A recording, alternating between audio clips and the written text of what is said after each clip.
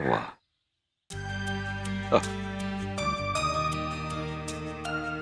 भाई वाह, शगुन में तो बहुत बढ़िया कपड़ा मिला है मुझे। हैं? आज ही सिलने के लिए दर्जी को डाल दूंगा। वंदना जी, आपने अपना शगुन का कपड़ा देखा कि नहीं? देख लेंगे बाद में आराम से, इतनी भी क्या जल्दी है। अरे भाई, होने वाले समधियों से शगुन आया है, पता नहीं आप कैसे सब्र कर लेती है।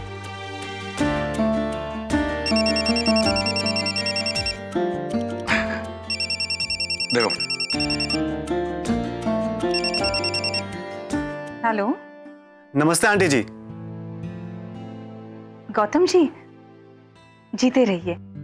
एक मिनट, हाँ, हम अभी पूनम को फोन देते हैं। जी नहीं, मुझे आप ही से बात करनी है। हमसे? जी वो क्या है कि मुझे आपसे एक परमिशन लेनी है। परमिशन? कैसी परमिशन? वो क्या है कि मैं कल पूनम को कहीं बाहर घुमाने लेकर जाना चाहता हूँ।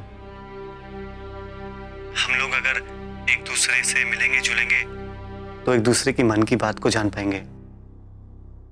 गौतम जी पूनम को बाहर ले जाने के लिए पूछ रहे हैं।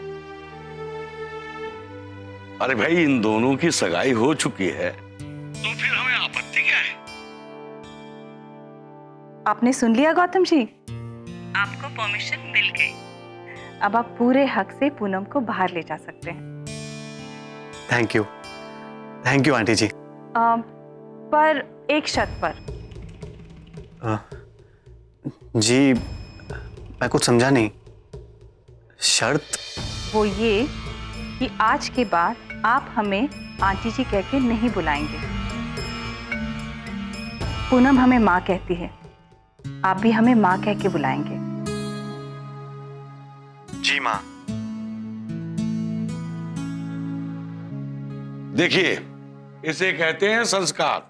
अरे गौतम जी चाहते तो हमसे बिना पूछे ही पूनम को बाहर ले जा सकते हैं, पर उन्होंने हमसे आज्ञा ली, आज्ञा लेकर हमारा मान बढ़ाया।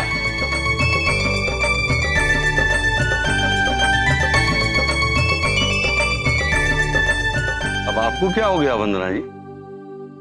ऐसे मीना कुमारी की तरह उदास क्यों बैठी है?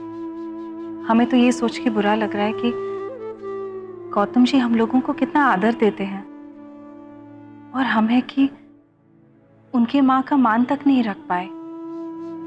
कैसे भी करके अगर पूनम को उनकी लाई हुई साड़ी पहना देते तो अच्छा रहता। माँ, हम तो साड़ी पहनने के लिए तैयार थे, पर बाद में गौतम जी ने ही मना कर दिया।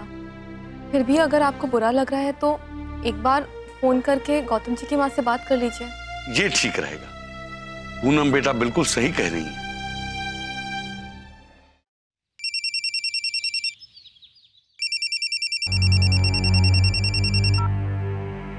हाँ जी, कौन बोल रहे हैं?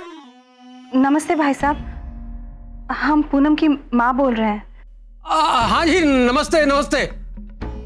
जी वो जमुना बहन जी से बात करनी थी, वो हैं? अरे हैं क्यों नहीं, इस टाइम कोई मेले में थोड़े ही घूमने जाएंगी। पूनम की माँ का फोन है, तुमसे बात करना चाह रही है। इतना सब कुछ करके भी इनको चैन नहीं मिला, अब क्या चाहिए इनको? अरे तो मुझे क्या पता, तुम खुद ही बात कर लो। और देख नहीं रहे हमारे हाथ गंदे हैं, कैसे फोन उठा के बात करेंगे इनसे? ले कर लो बात। हेलो। नमस्ते बहन जी। जी नमस्ते। दरअसल हमने आपसे माफी मांगने के लिए फोन किया है। वो क्या है कि हम आपकी भावनाओं का मान नहीं रख पाए। हमारी कोई भी बात से अगर आपको चोट पहुंची हो या जाने अनजाने में कोई भूल चूक हो गई हो तो हमें क्षमा कर दीजिए। ये तो बहुत ही अच्छी बात है। हमारा मतलब है जी कोई बात नहीं। बहुत बहुत धन्यवाद बहन जी, आपका दिल बहुत बड़ा है। अब हम रखते हैं, नमस्ते।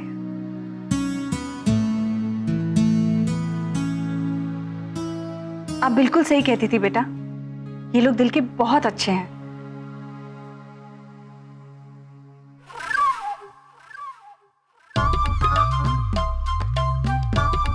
फोन हटाइए। अरे बिजली का झटका क्यों दे रही हो? हमें क्या पता कि तुम हमसे बात कर रही हो क्या उनसे? अच्छा ये तो बताओ कि क्या फरमा रही थी हमारी होने वाली समधन? माफी मांग रही थी। चलो अच्छा हुआ, तुम्हारे दिल में तो ठंडक पड़ गई होगी। बाबूजी, मैं कोचिंग सेंटर जा रहा हूँ। बेटा गौतम, हमें तुमसे कुछ जरूरी बातें करनी है।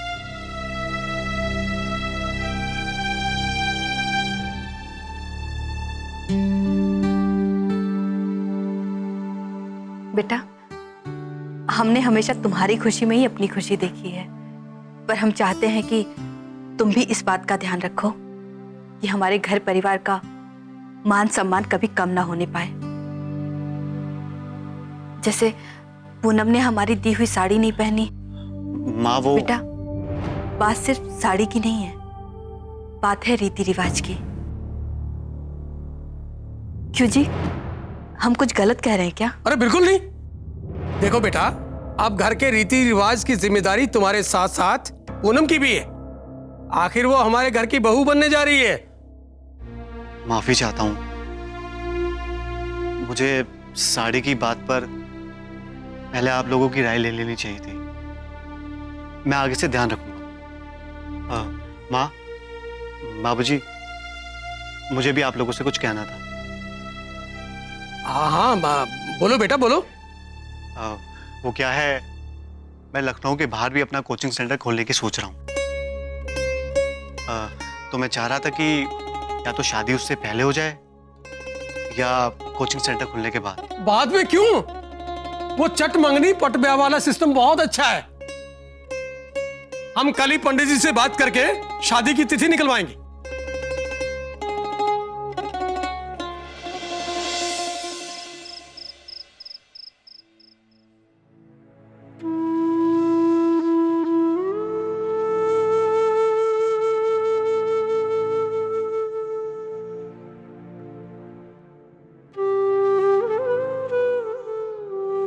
मैं तुम्हारे मन की हालत को समझ रहा हूं,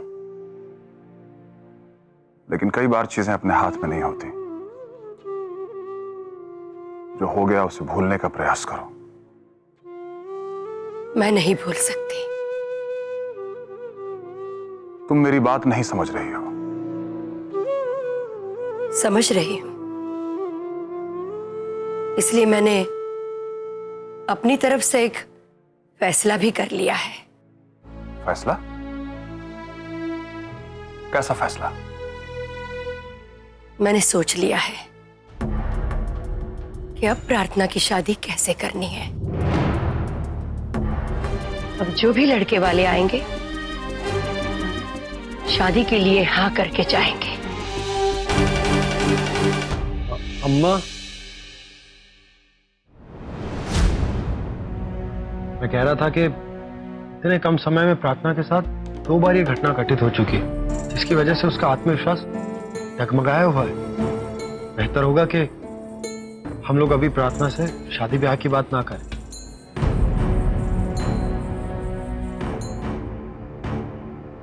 वैसे मैं आप लोगों से कुछ और बात करने आया था।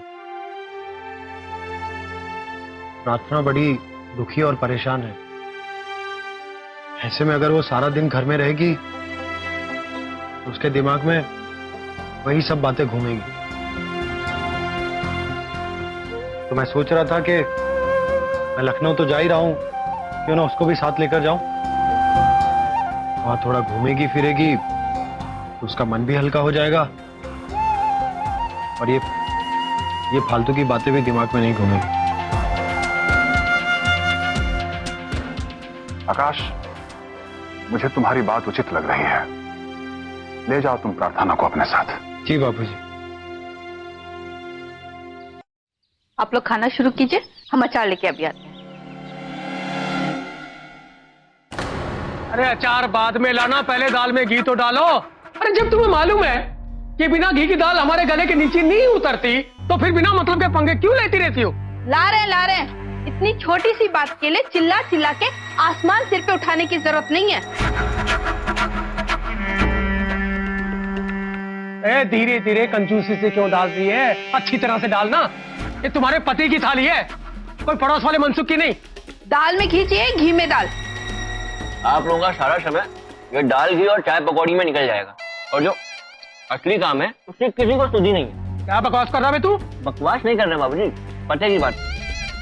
हम लोगों ने तय किया था कि सगाई के बाद दहेज की बात करेंगे। अब सगाई भी हो गई है, तो इंतजार किस बात का है भाई? वाह बेटा, तुमने पहली बार कोई अक्ल की बात की है। पर एक बात बताएं तुम्हें, हम कुछ भी भूले नहीं हैं, बस सही वक्त का इंतजार कर रहे हैं। तो बस देखते जाओ हम कैसे उन लोगों को अपने चक्रव्यूह में फंसाते हैं। ऐसा इंतजाम करेंगे कि जिंदगी भर कटोरे भर भर के घी खाते रहे। एक बार शादी की तिथि तय हो जाए, फिर अपना सारा फरमान सुना देंगे लड़की वालों को, क्योंकि शादी की तिथि तय हो जाने के बाद तो उनकी वही हालत होगी कि मरता क्या नहीं करता। शादी की तिथि तय करने के लिए हमने पंडित जी को घर पे बुलाया है, तो आप लोग जल्दी से खाना खत्म कीजिए, पंडित जी बस आते ही होंगे।